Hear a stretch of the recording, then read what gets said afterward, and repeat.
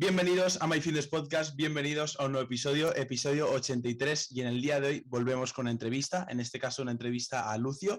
Y nada, Lucio, lo primero de todo, como digo siempre a todos los que entrevistamos, muchísimas gracias por la propuesta, bueno, porque hayas aceptado la propuesta, mejor dicho, y por tu disponibilidad, que le agradecemos mucho. Y nada, tío, ya te puedes ir presentando para aquellas personas que no te conozcan y vamos a darle caña, que seguro que será una entrevista de lujo. Bueno, en primer lugar, daros las gracias por invitarme.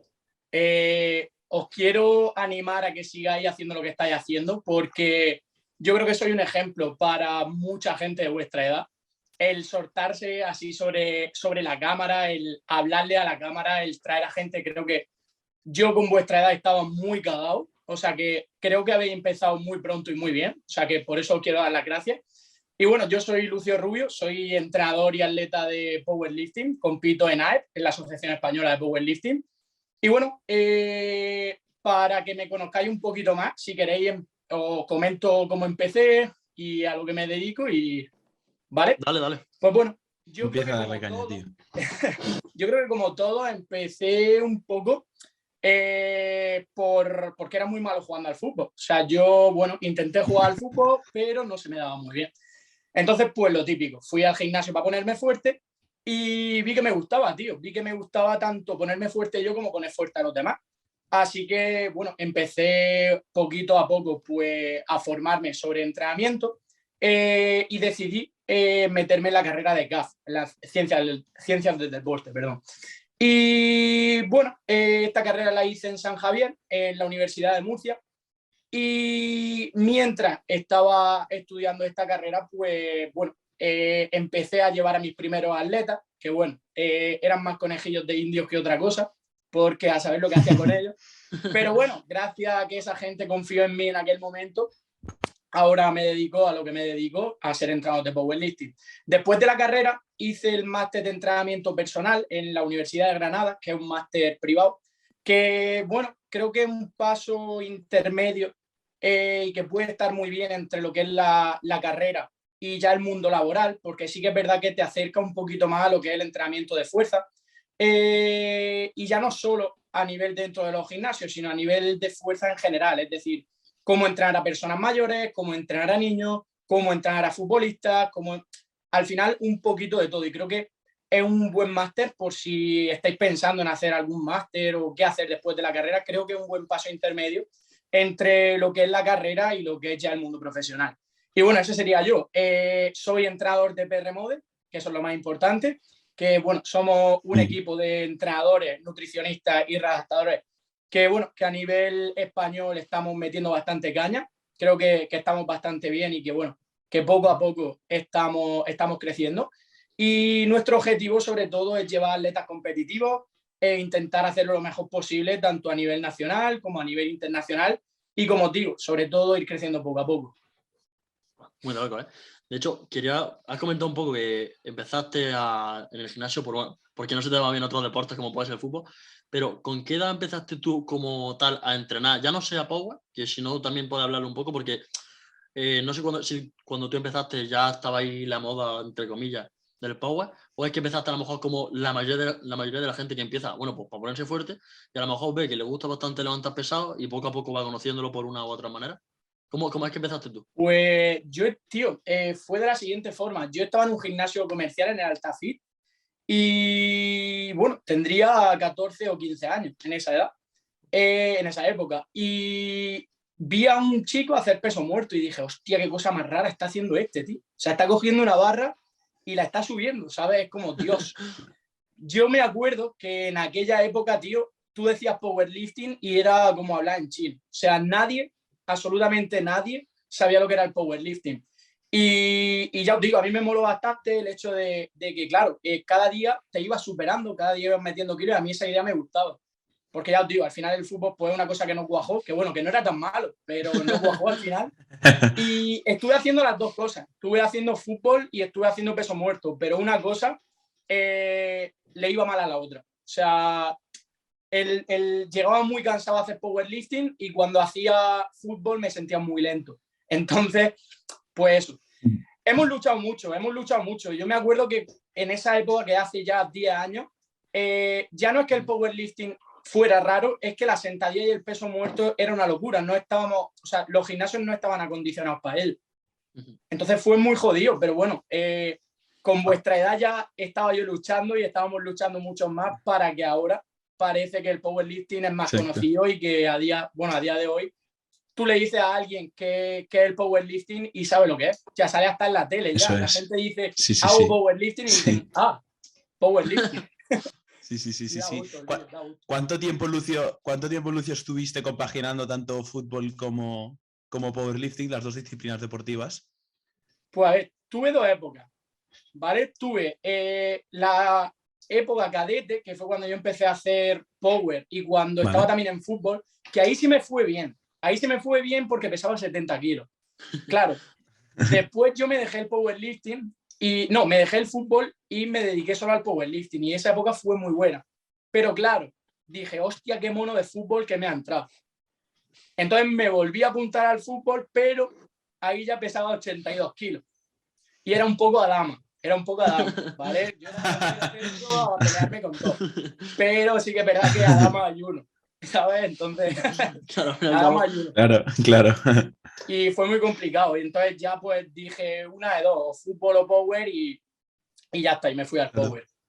Claro, y apostaste con todo. Sí, brutal. Sí, a tope. Aunque bueno, después también pensé en dejármelo por otra modalidad deportiva que también me mola, pero bueno. ¿Y qué modalidad era? Era boxeo, tío. Empecé en la cuarentena, empecé con la tontería a darle al boxeo y me moló mucho, tío. Hasta tal punto de pensarme el darle caña. Pero justo coincidió que entré en DPR Mode a trabajar y ya pues power a muerte. Y ahí... Pero el boxeo, antes de que iba a decir una pregunta Alberto, yo quiero hacer un pequeño inciso. El boxeo, tío, no requiere mucho a nivel de cardiovascular. O sea, yo me acuerdo que lo probé un día y así como a nivel de curiosidad, es que yo me acuerdo que yo he jugado a fútbol de toda mi vida, siempre he jugado a fútbol antes de meterme al mundo de entrenamiento con cargas. Pero es que el boxeo, o sea, yo es que no he hecho ningún deporte que requiera tanto a nivel cardiovascular, o sea, me quedé flipando. No sé... O sea, el boxeo, aparte de que a nivel cardiovascular necesitas ser una puta máquina, tienes que ser muy rápido, tío. O sea, en boxeo es como, o sea, como te despistes un momento, te revientan la nariz, ¿sabes? Entonces, tienes que ser muy, muy rápido. Y el powerlifting es todo lo contrario, tío. O sea, el powerlifting al final es levantar muy pesado y lento. Entonces, son dos cosas que tampoco... Pero bueno, al final... Si quieres ser bueno en una cosa, no te puedes dedicar a dos cosas. O sea, no puedes jugar al fútbol y al baloncesto a la vez. Si quieres ser bueno en una, te tienes que dedicar en una. Y ya está, tío. Yo espero que haya hecho bien. Y si no, pues cuando tenga 35 le daremos al boxeo. Si no pasa nada. No pasa nada. Y tío, ahora que, por ejemplo, lo has comentado hace un momento, que comenzaste con PRMod para eso de la cuarentena, más o menos. Justo, sí. Pues, o sea, ya no solo, que quiero más o menos que comentes, ya no solo el proceso en el que metiste la cabeza en PRMod y tal, sino... ¿De dónde nació la curiosidad de seguir formándote? De, por ejemplo, ¿cómo empezaste? Porque al fin y al cabo yo creo que todo el mundo hemos empezado pues, con vídeos de YouTube y tal, y poco a poco, ¿cómo fue el camino? ¿Cómo fue el proceso? A decir, coño, fui un chaval que empezó a entrenar, me metí en la carrera, hice un máster y al final he acabado en lo que viene a ser uno de los equipos más, bueno, no solo más famosos, sino de los mejores equipos que hay ahora mismo en el powerlifting actual, por lo menos en español. ¿Cómo fue ese proceso? Pues, a ver, fue un proceso difícil. No te voy a decir que a mí se me pasó por la cabeza meterme al boxeo y digo, venga, vámonos. A ver, fueron varias cosas. La primera es que yo me fui a Granada cuando hice el máster y allí no había gimnasios de power. Entonces, ¿qué pasaba? Que yo estaba entrenando solo en un gimnasio de mierda y a nivel mental fue una de mis peores épocas. O sea, estaba bastante mal. Entonces, ¿qué pasó? Que a eso se le sumaron lesiones. Estuve tocado tanto de la rodilla como en aquella época tuve otra lesión, que ahora mismo rodilla, bueno, no me acuerdo, otra lesión. Tuve dos lesiones y es como que se me juntó todo. Que no tenía ambiente de power, que no tenía material de power, que luego después vino el coronavirus y tuve que entrenar en mi terraza y como que se me quitaron las ganas de todo. Entonces, ¿qué pasó? Que empecé a darle al boxeo, tío. Al boxeo al final no necesitas material, necesitas un saco de boxeo, unos guantes y mucha rabia, por así decirlo. Y me dio la curiosidad. ¿Qué pasó? Que yo cuando estaba en Granada estaba buscando curro. Porque claro, yo estaba ahí en Granada y estaba dando clases de entrenamiento funcional. Y a mí eso no me molaba, tío. O sea, a mí eso no me molaba. Y yo estaba, pues eso, como te digo, ya llevaba gente, pero entre el entrenamiento funcional y la gente que yo llevaba no me daba para vivir. O sea, necesitaba algo más pues para ocupar el tiempo, por así decirlo. Y, tío, dio la casualidad de que en cuarentena vi una oferta de trabajo de PR y dije, bro, vamos a echarlo, ¿por qué no? ¿Sabes? Y no sé si fue al día siguiente que me llama Josemi y dice, hostia, Lucio, estaba esperando tu currículum porque si no me lo enviaba te iba a llamar yo. Y así fue, o sea, era como que yo lo envié y ellos me iban a llamar, o sea que muy bien. De hecho que a Josemi lo entrevistamos nosotros ya, que fue brutal la entrevista. También yo te quería comentar, Lucio, ya al margen de tu faceta como entrenador, que luego comentaremos, a nivel de redes sociales, tío, Instagram concretamente, porque YouTube es algo que te iniciaste hace relativamente poco y ahí surgió tu patrocinio de MyProtein. Bueno, no sé si justamente de YouTube, pero a raíz de YouTube, pero hace nada te empecé a patrocinar MyProtein, que si quieres luego lo comentamos. Pero Instagram como tal, supongo que fue tu red social principal y con la que empezaste. ¿Cuándo se dio a empezar a divulgar sobre entrenamiento y a darle caña a contenido por ahí? Sí, a ver, yo lo primero que os he dicho de que os admiro mucho por la edad que tenéis, lo que estáis haciendo, es porque yo con vuestra edad me daba mucho miedo. O sea, yo era como que si iba a subir algo, se lo pasaba a 7 amigos, que los 7 amigos me tenían que dar el ok. O sea, si uno me decía que no estaba bien, me rayaba. Y yo empecé con 2 cuentas, o sea, con mi cuenta personal y con otra de Power, que subía mi entrenamiento. Y luego dije, vamos a ver, el que me quiera, o sea, que vea tanto la parte de Power como mi vida personal. Y entonces empecé a pegarle mucho fuego a lo que es pues los posts divulgativos, vídeos explicativos, algo ya más técnico. Y a partir de ahí, o sea, yo empecé con Instagram, ya te digo, o sea, hace no demasiado tenía 1000 seguidores. Sí que es verdad que ahora hemos subido, pero bueno, hay que meterle mucha más caña. Pero vamos, la red principal por la que empecé fue Instagram y ahora estamos metiéndole caña a YouTube también. YouTube, bueno, lo estoy enfocando de otra forma, que bueno, también vamos a empezar a hacer cosas divulgativas. Tengo ya citado a Diego Rives para que hablemos sobre las descargas de agua, que creo que es un tema muy guapo, las descargas de agua. Y el próximo vídeo de YouTube de la semana que viene, el de la semana que viene será sobre eso, seguramente. Sobre las descargas de agua, experiencias de algunos atletas que lo hemos hecho, creo que va a estar muy guapo. Tío, pero es que también, por ejemplo, bueno, perdón, Nico. No, di. Ten en cuenta que, por ejemplo, la verdad, sí que tú has dicho que con nuestra edad te daba, bueno, vergüenza, miedo quizás, pero es que realmente piensa, cuando tú tenías 18 años, era mucho más raro que, por ejemplo, alguien esté haciendo lo que tú estabas haciendo al principio. Yo, de verdad, por ejemplo, Nico lo sabe y a mí me daba al principio muchísima vergüenza, ya no solo el subir una historia hablando, cualquier cosa. Y a mí me pasaba lo mismo. Y bueno, el Nico creo, bueno, Nico de hecho igual, tenemos 2 cuentas, la nuestra y la de entrenamiento, la de divulgación. Luego ya al fin y al cabo la otra pues la hemos mandado, vete otros a dónde está cada cuenta. Pero que realmente es algo que, por ejemplo, ahora es bastante común y es bastante normal ver a gente, tanto de nuestra edad como de cualquier edad, subir cosas de entrenamiento, pero no es lo mismo que cuando no hay nadie haciéndolo. Y ya no es a lo mejor subirlo sobre, por ejemplo, en esa época supongo que estaría pegando mucho Power Explosive, esa época. No es lo mismo que empezar a hablar de Power. Que quién hablaba de Power cuando quizás tenías tus 18, 19 años. Había una persona que yo recuerdo que era el que más hablaba sobre ello, que era Jorge Pérez, no sé si lo conocéis. Sí. Claro, Jorge Pérez antes, en mi época, era el referente, era quien, pues ya te digo, el que divulgaba sobre Power, Jorge Pérez y poco más. Jorge Pérez y al poco tiempo empezó Josemi con Gonzalo, pero claro, ellos ya empezaron un poco más tarde. Luego también Rubén Castro, Víctor, que también fue un poco más tarde. Yo por lo menos lo que recuerdo, los primeros, ya te digo, los primeros divulgadores, Jorge Pérez y Power Explosive. Yo creo que los que nos hemos curtido en Power hemos empezado con esa gente. Sí, un tipicazo, ¿no?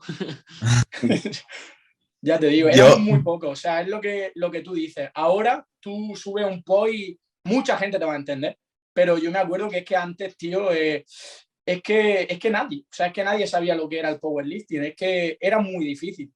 Y me alegro, tío, de que estemos ya por aquí. A ver si en 10 años, pues, bueno, ya hemos empezado con Eurosport. A ver si pronto salimos en las 5, salimos, yo qué sé, en Gol TV, ¿sabes?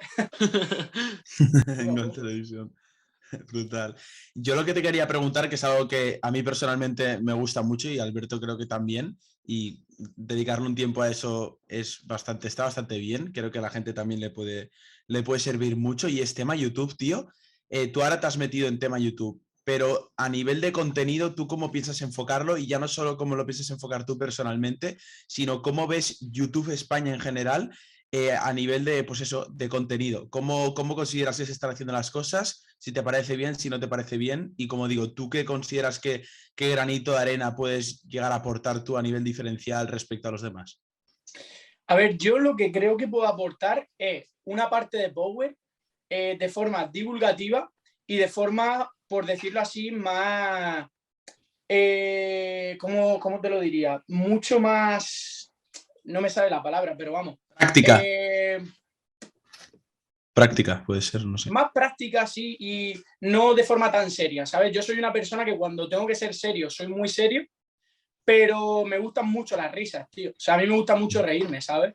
Entonces, en Instagram creo que eso lo tengo un poco capado, por decirlo así. Es decir, por Instagram sí que es verdad que tengo un perfil, por así decirlo, muy profesional, pero en YouTube, pues por esa parte me quiero soltar. O sea, quiero, pues, darle mucho contenido, pues, para reírnos, tío. O sea, que tú estés viendo a un powerlifter y que se ponga a bailar y que pegue 4 gritos y que se cague en la puta, ¿sabes? A mí me gusta eso, sinceramente.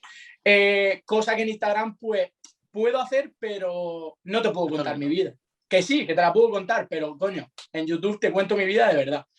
Y bueno, por otra parte, pues como te digo, quiero también darle mucha caña a vídeos divulgativos. Quiero ya empezar a hablar también pronto sobre estrategias emergentes con mi pizarra. Quiero, pues eso, darle mucha más caña. Ahora al principio, pues bueno, estamos empezando poco a poco y ya está. En cuanto a YouTube España, te tengo que ser sincero, yo contenido fitness a nivel de YouTube consumo muy poco. O sea, yo si me pongo YouTube es para ver patadas de gallo, así te lo digo.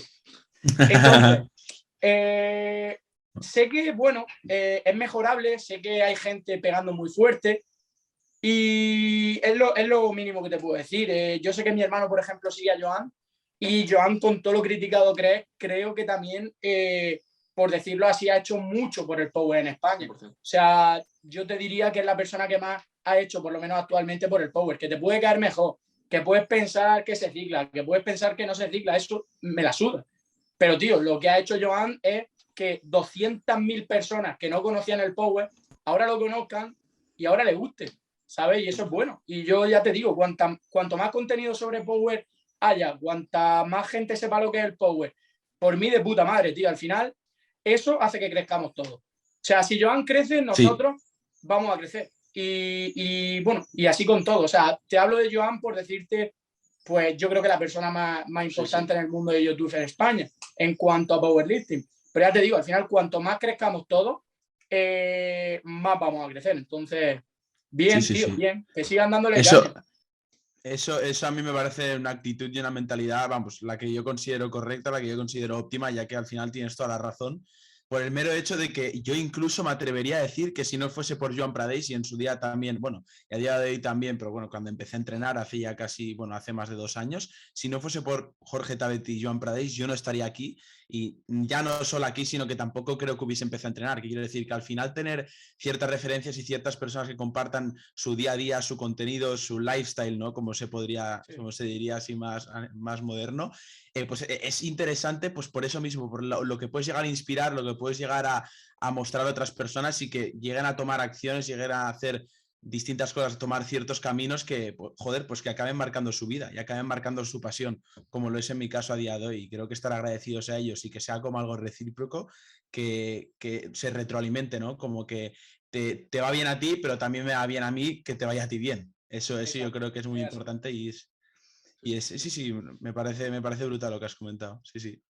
Y, tío, luego ya, teniendo en cuenta lo que has comentado de YouTube, que bueno, llevas poquillo, bueno, sí, llevas, creo que no más de 3-4 vídeos, si no me equivoco. Sí, 2 semanas, 2 o 3 semanas. Sí, quitando esto, que aparte de que, bueno, por lo que he estado viendo ahora, los vídeos que has subido al principio, sí es verdad que eran un poco más a nivel de entretenimiento y tal, yo es que realmente pienso que A ver, YouTube es verdad que hay muchos powerlistas que suben cosas divulgativas y nosotros somos los primeros que nuestros podcasts, entre comillas, no es divulgativo Sí, porque es bastante de entretenimiento, pero hay mucha gente tipo RV. RV realmente no sube, por ejemplo, vídeos de un día en la vida de, yo qué sé, de Rubén Castro o de Víctor Vázquez.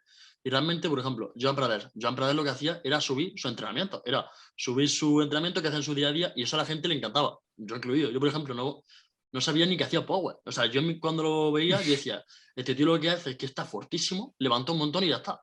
Y a partir de ahí, no sé cuántos seguidores tendrá, ni tampoco cuántos habrá tenido antes, pero es que realmente la gente que es más bien de mi edad, quizá un poco más pequeña, empezaría por Joan Prades y es que no hay más que verlo. Pepe Studio tiene todos los seguidores. Sí, es verdad, porque ahora tiene otro enfoque, pero al principio, ¿por qué? Porque estaba Joan Prades y quien diga que no, yo creo que realmente miente. Así que al fin y al cabo puede ser más o menos criticable, pero el Power ha crecido gracias a John y gracias a otra muchísima gente, no hay que quitarle el mérito, pero principalmente lo que tú estabas comentando. La figura principal del Power en España en estos últimos años ha sido John Prades, básicamente. sí, sí, y es lo que os digo, que o sea, te puede gustar menos o te puede gustar más, pero al final hay cosas que son reales, ¿sabes? Sí, O sea, sí. ya te digo, a mí me puede gustar más su forma de ser, me puede gustar menos, o me puede gustar su forma de entrenar, me puede gustar menos, que no te digo que no me guste, ¿sabes? Que creo, Sí, sí. además, siempre lo he comentado con mis amigos que se lo han cruzado alguna vez en algún campeonato o algo, y tío, es una persona muy humilde, o sea, es una persona que si le pide una foto te la da, o sea, que por esa parte bien. Entonces, ya os digo, básicamente lo que he dicho, que cuanto más crezca ese tipo de personas, más crecemos los demás y más crece el deporte, que al final es lo bueno. Ya te digo, también trabaja con gente buena, Ramón y Sí, Jordi son muy buena gente y muy buenos también, o sea que bien. sí, Y sí, totalmente de Marta, acuerdo. sí, sí, y Alberto. Sí, sí, no, eso está claro. Luego algo que te queríamos preguntar también, Lucio, que antes hemos entrado en la faceta tuya como entrenador, volvemos a retomarlo. Algo curioso, bueno, que me parece a mí bastante curioso y que tú, por la experiencia que tienes como entrenador, ya vea ser por atletas que hayas entrenado tú, que hayas llevado tú, hayan llegado a competir o no. Algo curioso de errores que hayan cometido por ejemplo, en competición, algo que te haya sorprendido a ti, algún caso que hayas visto tú en competición algo random, ¿no? Por así decirlo, que hayas dicho, joder, ¿cómo se le ha podido olvidar esto? ¿Cómo no ha podido saber esto? O ya no solo en competición también, sino errores que hayan cometido tus distintos atletas que te hayan sorprendido, así más a nivel de curiosidad, creo que puede estar bastante interesante. No sé si te A viene a ver, la cabeza algo. sí, a ver, hay varias cosas. O sea, en una competición de Power, tío, hay que tener en la cabeza 50.000 cosas. O sea, tú te crees que no, pero tú tienes que llegar, tienes que llevar bien el timing de pesaje, tienes que llevar bien el timing del desayuno, de vestirte, de calentar. O sea, tú fallas 10 o 15 minutos en algo de eso y la estás liando. O sea, la estás liando mucho. Claro, una vez lo que me pasó, tío, es que uno de mis atletas competía en el primer grupo, di que a lo mejor era a las 9 y él se creía que competía en el segundo grupo. Pues claro, 10 minutos antes de que empezara ese grupo, voy por casualidad a mirar las listas y digo, cabrón, que está en el primer grupo. Digo, ¿cómo que segundo grupo? Pues, bro, tuvo que vestirse y calentar en 5 minutos y lo hizo. Sí, Uf, sí, sí, o sea, ¿y hizo la como compe? 3 aproximaciones en 3 minutos. Era, va, Hostias. 70, va, 100, va, 140, pum, pum, pum. Y tío, es lo que te digo, al final en una competición de Power, también te digo que eso es cuando yo estaba empezando y ahora reviso bien los grupos de cada atleta. En ese día Claro. me fié de él y ya está, es lo que hay. Pero, tío, en una competición de Power tienes que tener en cuenta muchas cosas y el entrenador tiene que estar extremadamente atento. Porque, ya te digo, el entrenador, por ejemplo, tiene que tener los papeles para dar los intentos y solo tiene 1 minuto. Entonces, mucha gente también, pues eso le ha pasado, que a lo mejor el atleta tienes que darle el intento y no se lo da al juez. Entonces solo te suben 2,5 más al siguiente intento. Entonces hay que estar pues atento, hay que estar muy atento como entrenador a ese tipo de cosas. Pero vamos, Y, lo- tampoco me ha pasado nada que diga, hostia, ¿sabes? y, tío, por Sí, ejemplo, sí, el tema de sí, pero competiciones, porque curioso. esto es algo que no se suele comentar mucho. O sea, tú realmente, yo por ejemplo, ahora mismo dentro de que entreno gente y tal, pero por ejemplo, si algún día X persona me dice, guau, tío, me gustaría saber que lo competí. Es un tema que, por ejemplo, no sé si le hablan mucho. Es decir, como entrenador sí se sabe mucho y se suele decir mucho que las competiciones te dejan roto. En plan, tú después de una competición al parecer, no lo he vivido, pero bueno, todos los entrenadores que conozco lo dicen así, que te dejan roto, que estás reventado, que parece que la competición la has hecho tú también. ¿Y por qué se debe decir? ¿Cuántas cosas hay que tener en cuenta? Porque ya no solo... Que también entiendo el tipo de estrés mental de decir, buah, si le pongo yo un intento y esa persona lo hace mal, no es que sea culpa suya directamente, pero también recae sobre ti. ¿Y eso cómo lo llegas tú a manejar? A ver, es una combinación de varias cosas. Tú di que generalmente te levantas muy temprano. O sea, tú di que generalmente el primer atleta que te compite quizá tiene el pesaje a las 7:30. Y tú no te vas a acostar a las 11 de la noche, eso lo sabes. O sea, tú llegas, te dormirás, por ejemplo, a las 2. Ya de primeras duermes muy poco. ¿Qué pasa? Que un entrenador, aunque parezca que no, tiene mucha carga psicológica. O sea, yo para mí que un atleta falle 2 levantamientos, por ejemplo, me sienta muy mal o que a lo mejor te está jugando algo importante. Entonces, el mindset que tienes que tener es muy activo. O sea, tú tienes que estar activo para todo, ya te digo. Tienes que estar activo para todo el timing, que parece una tontería. Tienes que estar activo para decirle, oye, calienta que llegamos tarde. Para ese tipo de cosas. Y claro, como te he dicho, te levantas muy pronto, tienes que estar muy activo, eso fatiga. Y también estás cargando discos, metiendo discos, cargando discos. Claro. Y si tienes, por ejemplo, yo qué sé, unos 7, 8, 10 atletas en categorías diferentes, a lo mejor te tiras 2, 3 días enteros con un estrés de la hostia, con una fatiga de la hostia y pues durmiendo mal. Y bueno, hay veces que todo va tan rápido, es decir, que mientras está terminando una competición empieza el calentamiento de otra, entre categorías, y es que no te da tiempo ni a comer. Entonces, claro, cuando pasan esos 2 o 3 días, tú dices, bro, ¿me ha pasado un camión o qué coño ha pasado aquí? ¿Sabes? O sea, y claramente es peor que tú compitas. O sea, ya te digo, un campeonato de ese estilo de 8 días atleta acabas muerto. Pero bueno, te vas contento seguramente. Sí, por Sí, ejemplo, sí, en Almería, pero... Nico, tú, por ejemplo, lo pudimos ver en Almería, por ejemplo. Nosotros, hace un tiempo, por ejemplo, compitieron los de New Era en Almería, la Sí, competición de WRPF, que salió Ribe, pero como entrenador y tal. Bueno, sí. ya no quiero imaginar ni cómo estaba el Ribe. Si él, Nico y yo estuvimos allí con ellos, y bueno, solo de cargar discos y de estar ayudando a la gente, acabamos reventados. Yo no Sí, me la imagino, cámara, de grabar y todo. claro, yo no me imagino, por ejemplo, el Ribe, que yo me acuerdo de verlo, ir de un lado a otro, pero todo el rato. Sacaba uno, iba al otro lado corriendo, miraba una cosa, daba el papelito con el Sí. opener o con lo que sea, y yo decía, pero madre mía, este hombre, ¿qué hace? Y claro, cuando terminó el Ribe, yo no sé ni cómo seguía andando, pero sí, la verdad es que Yo tiene pinta de ser una locura. me acuerdo en el campeonato nacional del año pasado en Málaga que Josemi tenía, o sea, había 10 sesiones, ¿no? Pues tenía el papelito en las 10 sesiones. O sea, estuvo en las Madre 10 mía. sesiones. Pues me acuerdo, tío, que lo vi en la 8 o la 9ª sesión, la 8ª o 9ª sesión, y le pregunté si le pasaba algo, porque tenía una cara, tío. O sea, estaba descompuesto. Tú imagínate todas las sesiones de 3 días seguidos. ¿Cómo llega a la última del tercer día? Una locura. Increíble, tío. O sea, increíble. Llegan muertos, pero bueno. Al Sí, final sí, es un trabajo, ¿sabes? Escúchame, que peor es estar en la obra a 40 100%, grados. vamos. Que yo sí, siempre lo digo, ¿sabes? Que no nos podemos quejar. sí, puestos a quejarnos, sí, sí. Otros ejemplos que muchísimo peor, obviamente. Esto se está haciendo porque ya no solo en vuestro caso, en el tuyo y en el de Josemi, porque os dedicáis a esto en gran parte, sino porque al final es algo que os gusta y nos gusta también, en nuestro ejemplo también. De hecho, incluso esto que habéis comentado tú, Lucio y Alberto, Josemi en la entrevista que le hicimos, también os lo dijo.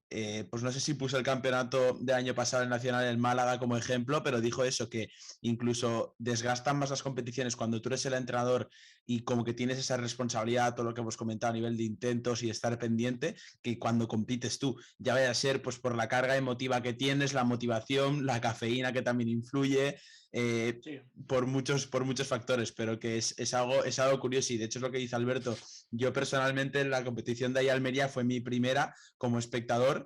Bueno, y fue la primera competición que asistí, ya de ser a nivel de competir yo como espectador, pero es que acabé reventado. Y luego los que compitieron dije, hostia, pero habéis competido vosotros, he competido yo. Me quedé ahí como fue extraño, pero bueno, a ver cómo se da cuando nosotros compitamos, a ver si contamos la experiencia cuando se dé. Entonces, yo una pregunta que también te queríamos hacer, que lo has comentado antes a nivel de las estrategias emergentes. ¿Cómo lo ves tú? Porque ahora se está poniendo muy de moda. A Alberto también le mola mucho este tema, lo hemos comentado con gente que hemos entrevistado. ahora vuelvo a insistir con Josemi, con el propio Ribe que hemos traído, Mar Rivera. Coméntanos un poco tú a raíz de las estrategias emergentes, si te parecen interesantes, por qué y en qué atletas lo aplicas, en qué casos se aplican. A ver, claramente es una metodología, o bueno, metodología no, sino una forma de trabajo o algo que uso porque creo en ello. O sea, al final creo en ello. Sí que es cierto que yo cuando empecé a entrenar con la metodología de los bloques. O sea, yo también entrenaba con bloques de volumen, hipertrofia, picking. Pero bueno, creo que al final una cosa que es bastante importante es que intentes aprender de todo. O sea, que no te centres solo en una cosa, es decir, hostia, yo hago estrategia emergente y me da igual todo lo demás y todo lo demás es una mierda. O sea, yo no soy así. Yo siempre intento aprender de todo, sacar todo el partido a todos los tipos de entrenamiento que haya. Y ya te digo, al final trabajo con estrategias emergentes porque es la forma de trabajar que creo más oportuna, sobre todo para mi forma de pensar. Yo al final creo mucho en la autorregulación. He creído en otras etapas, por ejemplo, en los kilos fijos, pero bueno, creo que personalmente me ha ido mejor trabajando con la autorregulación. Creo que al final, bueno, el atleta se hace más autónomo en ese sentido y aprende a gestionar mejor los entrenamientos. O sea, está bien o puede estar bien, por ejemplo, hacer un kilaje fijo, pero a mí, ya te digo, me gusta mucho trabajar por autorregulación, que la persona aprenda cuándo tiene que aflojar y cuándo tiene que apretar.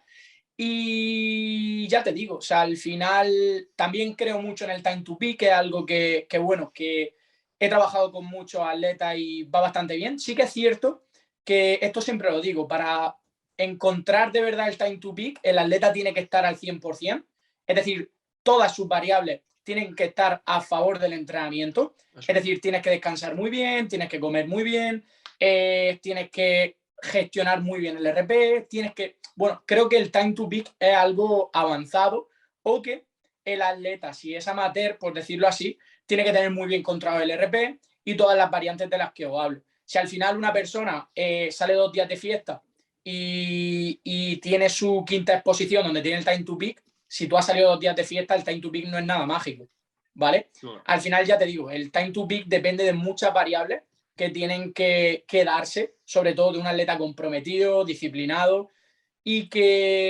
ya está. Y básicamente eso, tío. Es mi método de trabajo y creo que va bastante bien. Creo que va bastante bien. Sí. Realmente, yo por ejemplo, hace no mucho, yo por ejemplo actualmente con mi atleta a todos los llevo por metodología por bloques, es decir, bloques tipo RV. Y algo que estoy viendo ahora mucha gente como que no critica, pero parece que ahora de repente, lo que ha dicho Nico, las estrategias emergentes se ponen de moda. O como que de repente todo el mundo está diciendo que, bueno, saca los defectos de los bloques, que claramente tiene defectos, porque al fin y al cabo todas las metodologías tienen sus pros y sus contras. Como tú ahora mismo acabas de decir de estrategias emergentes. Yo ahora mismo, por ejemplo, me estoy formando con el curso este de RTS, de estrategias emergentes. Y es verdad que, por ejemplo, lo que tú estás comentando, si un atleta no es comprometido, es decir, por ejemplo, yo entiendo, en el caso, por ejemplo, de Nico, pongamos, Nico es una persona que se toma muy en serio el power, Nico apenas sale de fiesta, Nico tiene una vida dentro de lo que cabe estable. Pero ¿qué pasa si, por ejemplo, yo intento aplicar con una persona que, lo que tú dices, sale bastante de fiesta y demás, y solo el power se lo toma como una especie de afición? Pues quizás en ese caso te viene bien saber de dos metodologías diferentes. En ese caso, quizás sí te viene bien meterle una metodología por bloques normal. Por eso digo que hay mucha gente así que quizás tienen la mente demasiado cerrada y parece que solo una cosa es lo válido. Yo creo que quizás lo que tú has dicho, que si quieres ser buen entrenador tienes que saber de distintas cosas. Tú piensas, o sea, sí que es cierto que hay una pequeña corriente de criticar el método por bloques, pero tío, esto es tan sencillo como, coño, yo creo que a Rubén y a Víctor no le ha ido del todo mal, creo. Eso es. Tanto a ellos como a sus atletas, a muchos atletas, creo que tienen nivel mundial, europeo y creo que no le ha ido del todo mal. Entonces, puede ser que no te guste esa metodología.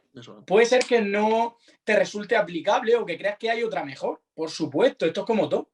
Pero de ahí a decir que es una puta mierda o... Coño, yo creo que los datos están ahí. Entonces, yo siempre lo he dicho, o sea, yo es que estoy muy abierto a escuchar cosas y valoro el trabajo que hacen los demás. O sea, yo nunca voy a criticar eso. O sea, es que no puedo hacerlo. Entonces, coño, si tú trabajas por bloque, sabes aplicarlo y tus atletas son adherentes a ese tipo de entrenamiento, les gusta y mejoran, tío, blanco y en botella. O sea, ¿quién soy yo para decirte que eso es una mierda o que está atrasado? O que... Ya está, tío. Claro. Es que en la vida Sí. lo haría. Y ahora, tío, Totalmente. una pregunta así un poco más técnica. Esto a lo mejor sí es verdad que te puede expandir bastante, pero así un poco Sí. a grosso modo, sin tampoco entrar en muchos detalles, básicamente porque quizá o ni lo entiende la mayoría de la gente ni lo entendemos nosotros. Vale. Pero, por ejemplo, tú en un bloque de desarrollo te viene alguien Sí. nuevo o un bloque de exploración. Por ejemplo, viene alguien nuevo que quizás no ha usado casi nunca la estrategia emergente o quizás es principiante. Y te comenta, Lucio, tío, ¿qué tal? Quiero que me lleves la plan y tal, porque quiero competir en el año que viene. ¿Tú qué haces cuando te llega esa gente? ¿Un bloque de desarrollo? ¿Cómo empiezas el bloque de exploración? ¿Qué suele Sí. hacer? Ya no solo para saber su time to peak, sino quizás cosas como qué ejercicio selecciona. Porque, por ejemplo, algo que a mí me gusta mucho de la estrategia emergente es que cuando sabes que algo te funciona, pues tal, lo puedes exprimir. ¿Cómo sabes que le funciona? Porque quizás si es tan principiante, le funciona todo dentro de lo que cabe. ¿Qué es lo que harías si te Sí. viene alguien principiante que quiere usar una estrategia emergente? A ver, lo primero que hago, primerísimo, es hacer una videollamada con él. Desde esa videollamada yo intento reunir toda la información sobre lo que viene haciendo. Es decir, todo lo que le ha funcionado hasta el momento, ¿vale? Es decir, todos los ejercicios, por ejemplo, variantes de press de banca, de sentadilla, de peso muerto que ha hecho, cómo se ha sentido con ellos y si cree que eso le ha hecho mejorar. Luego hay que coger mucha información del contexto, ¿vale? Pues sobre todo para empezar el bloque. Es decir, claramente tú no puedes crear un bloque sin la persona haberse explayado muchísimo sobre su entrenamiento, ya te digo. Cuántos días quiere entrenar, de qué material dispone, de qué bloque viene o qué es lo que estaba haciendo. Una vez que tú has reunido toda la información que necesitas, es cuando ya entraría un poco a trabajar con la persona. O sea, claramente tú al principio en el bloque de exploración tienes la información justa. O sea, tú esa información no la has sacado tú, la has sacado él o su antiguo entrenador. Entonces tú intentas reunir antes de tu programar todo lo que el atleta te pueda decir sobre su persona o sobre él como atleta. Entonces, una vez que tú sabes toda esa información, tú realizas un split o un microciclo de la forma en la que tú crees que más puede mejorar. Claramente no sabes si va a mejorar o no, pero por al final lo que te has formado, por lo que has estudiado, sabes lo que tiene sentido y lo que no tiene sentido, ¿vale? Entonces, como te digo, una vez que tú has estudiado a ese atleta o sabes su contexto, es cuando ya te pones a trabajar y empiezas ese bloque de exploración. Ese bloque de exploración pues tiene el split que han marcado, ya sea de 4 o de 5 días, y es cuando ves si funciona. Es decir, yo lo que utilizo es una cosa que está en RTS, que es el track, para ver la motivación diaria de la persona, cómo se recupera a corto plazo, cómo se recupera a largo plazo. Entonces tú ves si esas sesiones están funcionando. Una cosa muy importante que yo también hago es feedback diario, es decir, que tú cada vez que acabas una sesión me comentes cómo te ha ido. Yo quiero saber cómo te ha ido cada sesión, ¿vale? Entonces, claramente tú a una persona, hasta que no pasan varios bloques, no puedes determinar su time to peak, ¿vale? Porque eso no es una cosa de, hostia, si has tenido un pico en la sexta exposición, este es tu time to peak. No. Ya te digo, tienes que hacer varios bloques. Luego también, muy importante, el stress index, que es básicamente el estrés que puede el atleta soportar, es decir, cuánto entrenamiento puedo hacer para poder recuperarlo.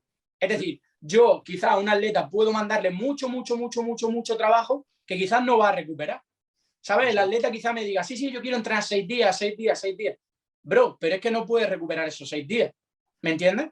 Entonces, ese bloque de exploración primario en el que estamos hablando es sobre todo, pues para ver cuánto volumen es capaz de tolerar el atleta, cómo lo recupera, si afecta a sus fases de sueño, de fatiga y sobre todo, pues como te digo, para valorar el stress index, que ya te he dicho básicamente lo que es, cuánta fatiga o cuánto estrés tolera el atleta y cuánto es capaz de recuperar, y empezar a ver indicios sobre el time to peak. Ahí sí que se pueden ver indicios sobre el time to peak. También muchas de las variables o de las variantes que hemos seleccionado, veremos si funcionan, veremos si nos dan molestias, veremos si las podemos recuperar. Entonces, este primer bloque de exploración, al final, como te digo, se hace después de tener un contexto en el que la persona te da toda la información de lo que viene haciendo y tú ya lo aplicas de la mejor forma posible para que al final esos bloques de exploración se conviertan en tu focus block. Es decir, un bloque que puedas hacer previo a la competición y que ese bloque sea que sabes perfectamente que, bueno, que lo vas a romper, tío, que vas a hacer RM en la sexta semana. Brutal. Brutal. No, yo lo único que iba a decir que dicho esto, que ahora un poco la explicación de esta práctica que has comentado, que creo que puede servir muchísimo, pasando ya a ciertas preguntillas ya más a modo práctica, más entretenidas, vamos a hablar sobre objetivos, tanto tú como entrenador como atleta, y luego también una preguntilla que solemos hacer siempre a personas que solemos traer del mundo del powerlifting o del entrenamiento como tal. Entonces, objetivos como entrenador. Primero vamos a hablar como objetivos como entrenador. ¿Qué objetivos tienes? Ya puedes contar tanto a corto como a largo plazo, o solo a largo plazo, solo a corto plazo. Cuenta un poquillo qué objetivos tienes. Pues a corto plazo es meter a 2 o 3 atletas en el internacional de este año. O sea, este año mi idea es meter a 2 o 3 atletas para irnos al europeo, que será a fin de año. O sea, que es el objetivo primario a corto plazo. A largo plazo, que mis atletas sigan contentos conmigo, que siempre puedan decir que no he cambiado, que soy el mismo. Eso es un objetivo que tengo. Es decir, que ya te digo, tío, que siempre digan, hostia, desde que conocí a Lucio es el mismo que ahora 5 años después. Eso es un objetivo que tengo, tío. Y bueno, claramente seguir pues teniendo gente a nivel nacional, a nivel europeo y sobre todo que la gente mejore, tío. Y ya está, tío. Tampoco, ya te digo, sobre todo ir a muchos europeos, si puede ser. Y algún mundial, claro. ¿Por qué no? Claro. Sí, totalmente. Y luego, sí, yo le iba a preguntar más a nivel de atleta, si tienes así más objetivos también, más corto plazo o largo plazo, Sí. ¿sabes diferenciarlo? Sí, en 2 meses compito en el nacional, ¿vale? Objetivo meternos en categoría, que vamos a tener que hacer corte de agua otra vez. Y sacar 6.50. Con 6.50 me voy bastante contento. La última competición era el objetivo, pero una semana antes me reventé las costillas. Sí, y nada. ¿Cómo te lo hiciste, tío? Dime. ¿Cómo te lo hiciste, tío, lo de las costillas? A ver, la cuestión es que yo estaba perdiendo mucho peso. Entonces, o sea, el cinturón notaba que no me apretaba. Y dije, vale, tengo el último entreno de peso muerto, esto tiene que salir como sea. Tenía 260. Y dije, me voy a apretar el cinturón a muerte. ¿Qué pasó? Que yo creo que se juntaron 2 cosas, que me lo apreté de más y que me lo puse muy arriba. Pues a la hora de bloquear, tío, cuando estaba bloqueando dije, no voy a soltar la barra ni aunque me esté muriendo. Pues bueno, cuando estaba bloqueando empecé a notar algo muy raro y cuando ya solté la barra y fui a celebrarlo, dije, hostia, que me partió las costillas y que no pude ni respirar. Hostia. O sea, fue dejar la barra, hacer como celebración y dije, no puedo respirar. No podía respirar, tío. Y hostia, nada, un dolor que no podía ni dormir ni nada. Y ya está. Pues al final Pues estuve es que con Adri Rau. Lo vi y flipé, tío, te lo juro. Yo cuando lo vi dije, hostia puta, que te quedaría nada, una semana para competir o así, ¿no?